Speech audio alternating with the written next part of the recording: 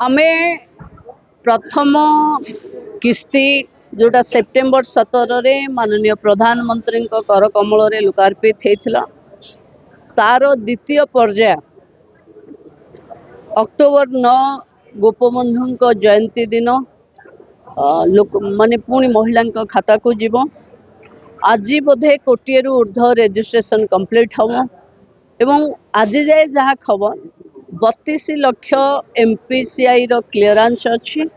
तेणु आज संध्या सुधा जहाते क्लीयरेंस हम समस्त खाता को सुभद्रा योजना सीधा सीधा 9 तारीख रे माननीय मुख्यमंत्री उपस्थित रही आपको लोकार्पित करेंगे। समान दिन स्वयं सहायिका गोष्ठी मान को जो ऋण छाड़ थाए से सुध छाड़ पैसा भी समान 200 कोटी ऊर्ध्व टंका से दिन भी मुख्यमंत्री ताको रिलीज करेंगे। देखो कोटिए ऊर्ध्व सबू हिताधिकारी को सुभद्रा दबू आम जोटा एमपीसीआई क्लीयरेंस हो न पुणी थे आम कमिटी बसी पुणी गाँव को आसवाक पड़ो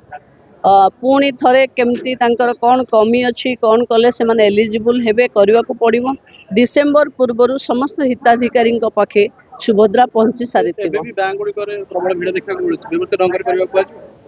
देखो आम समस्त बैंक को भी अनुरोध करूँ जो माने हिताधिकारी तांको भी अनुरोध करुचु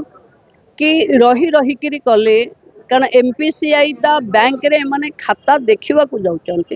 एवं आज जेहेतु गोटे टंका आसबार अच्छी समस्त अकाउंट को तेणु मोबाइल जार लिंक न मेसेज न आसो तेणु उत्कंठा बढ़ुची किंतु बैंक पाखे अଯଥା गहली न करवा कथा एवं बैंक तांकर जो बैंक मित्र माने पंचायत रे अछंती तांको जरिया रे ये समस्या को समाधान करने मु बार बार निर्देश भी देछि।